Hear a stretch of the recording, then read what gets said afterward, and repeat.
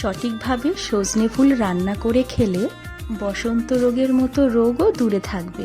নমস্কার বন্ধুরা, সবাইকে স্বাগত জানিয়ে আজকের ভিডিওটি শুরু করলাম।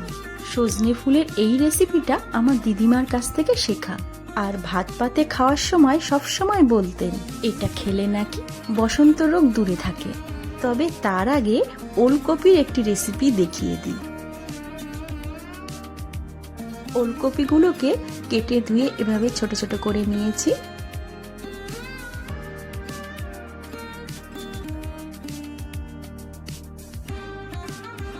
আর নিয়ে নিয়েছি একটা কাঁচা টমেটো।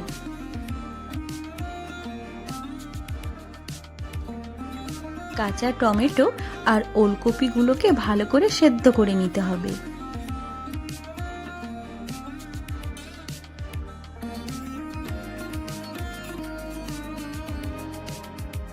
অন্যদিকে একটা ভাজা মশলা বানিয়ে নেব।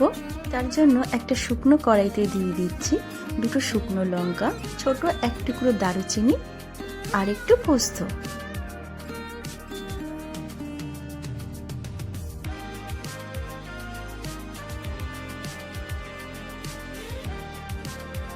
একটু ড্রাই রোস্ট করে শিলে বেটে নেব। শীত তো প্রায় চলেই যাচ্ছে, এখন আর ওলকপি খেতে খুব একটা ভালো লাগবে না, তবে এইভাবে বানিয়ে খেলে নতুন করে ভালো লাগবে।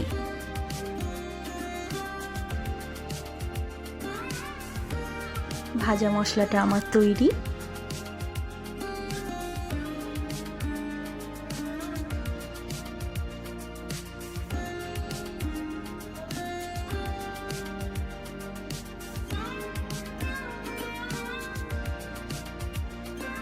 অন্যদিকে ওলকপি আর টমেটোটাও সেদ্ধ হয়ে গেছে।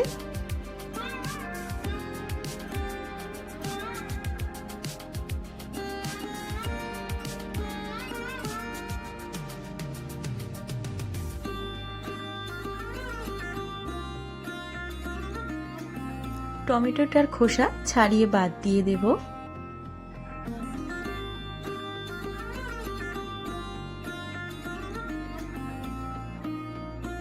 এবার ওলকপিগুলোকে ভালো করে হাত দিয়ে মেখে নেব।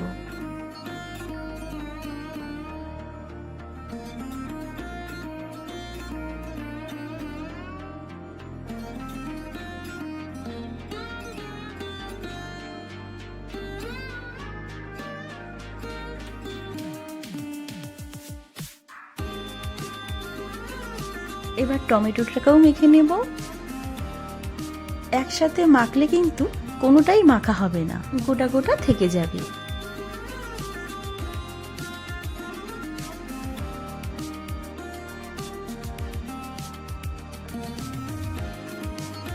মাখা প্রায় হয়ে এসেছে। এবার কড়াইতে তেল বসিয়ে দেব।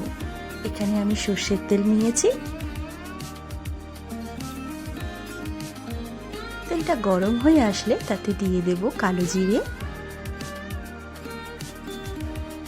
দিয়ে দিচ্ছি কিছুটা রসুন কুচি,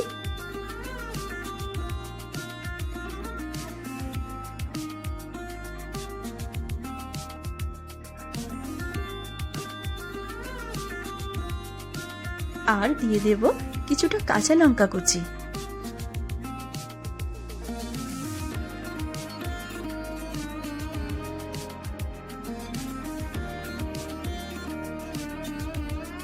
এরপর দিয়ে দেব পেঁয়াজ কুচি,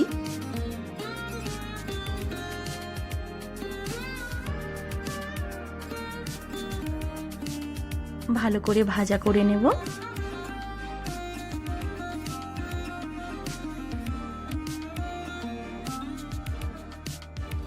দিয়ে দিচ্ছি একটুখানি হলুদ গুঁড়ো,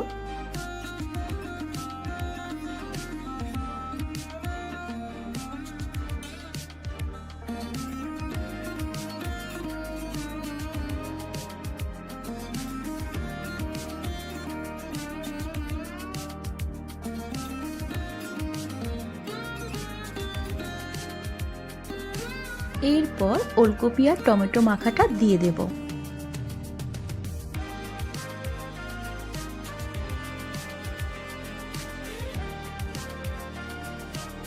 আচ্ছা, কি হতে চলেছে বলুন তো?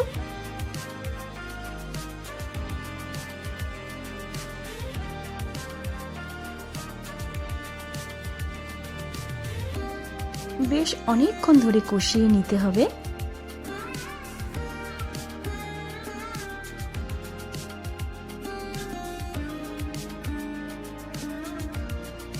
এবারে স্বাদ মতো নুন দিয়ে দেব।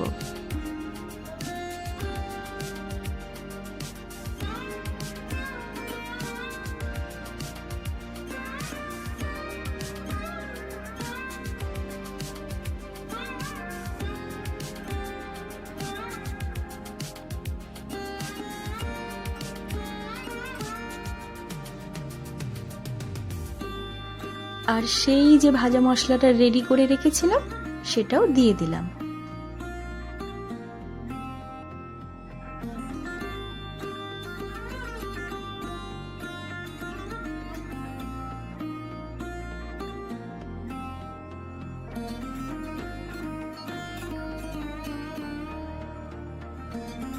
যখন জলটা একেবারেই শুকিয়ে যাবে তখন বুঝতে হবে ভর্তাটি রেডি।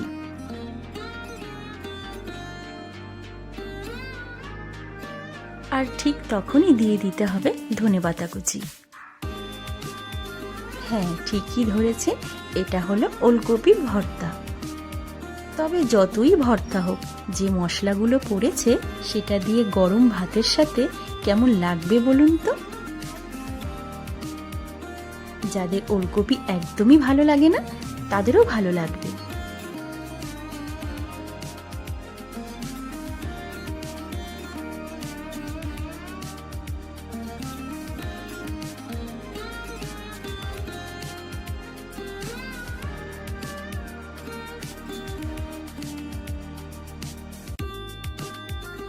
আর হ্যাঁ, সবশেষে সর্ষের তেল দিতে ভুলবেন না কিন্তু, আসল ফ্লেভার তো এখানেই।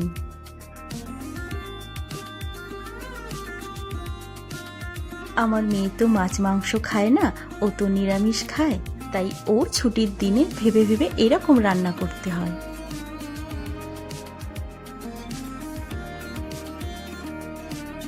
এখনো কিন্তু আসল রেসিপিটা বাকি আছে, যেটা কিনা এই সিজনের জন্য খুবই প্রয়োজনীয়।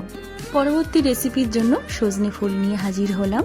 একটা বড় পাত্রে জল নিয়ে তাতে 1 চামচ মতো নুন দিয়ে সজনে ফুলগুলোকে ঠিক 10 মিনিটের জন্য ভিজিয়ে রাখবো।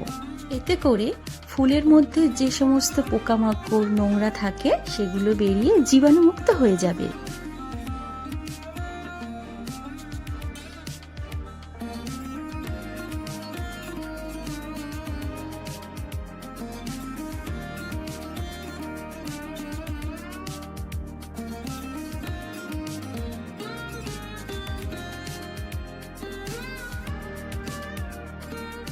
দশ মিনিট পর সজনে ফুলগুলোকে জল ঝরিয়ে নিয়ে ভালো করে জল দিয়ে ধুয়ে নিতে হবে।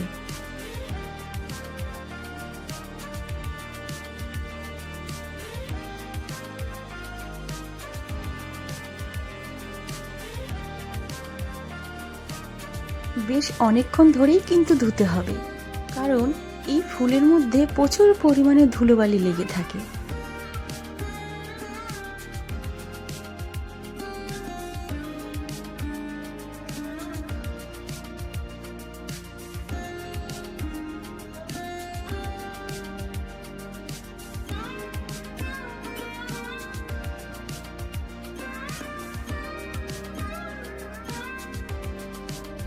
এবার জলটা কিছুক্ষণের জন্য ঝরিয়ে নেব।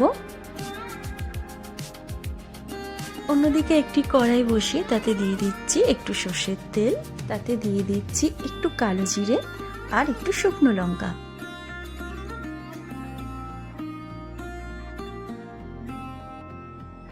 এবারে সজনে ফুলগুলো দিয়ে দেব।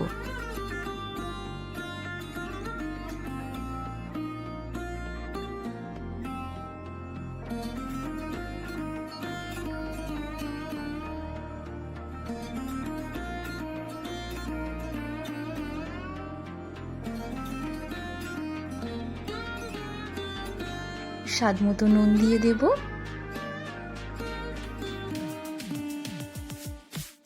আর দিয়ে দেব কাঁচা লঙ্কা কুচি।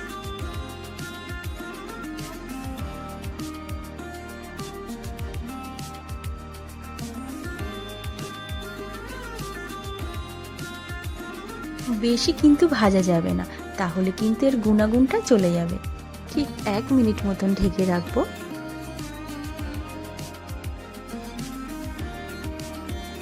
এবার হালকা নাড়াচাড়া করে নিয়ে তুলে নেব।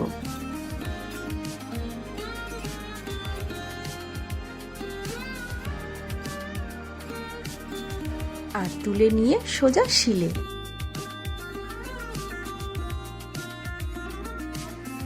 ভালো করে বেটে নেব।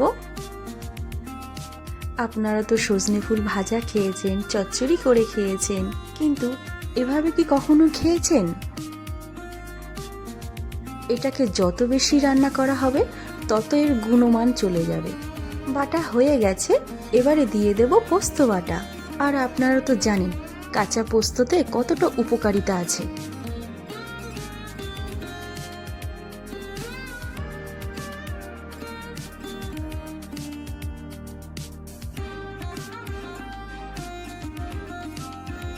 ভালো করে মিশিয়ে নিচ্ছি।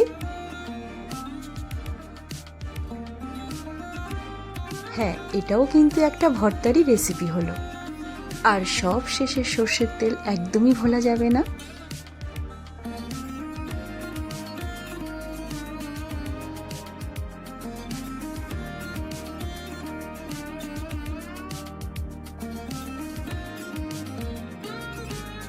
দুটো রেসিপি কেমন লাগলো কমেন্ট করে অবশ্যই জানাবেন। আর যদি ভালো লাগে একটা লাইক দিয়ে দেবেন, শেয়ারও করে দেবেন। আর চ্যানেলে নতুন এসে থাকলে চ্যানেলটিকে সাবস্ক্রাইব করে পাশে থেকে যাবেন। আজ তাহলে আসি, সবাই ভালো থাকবেন। ধন্যবাদ।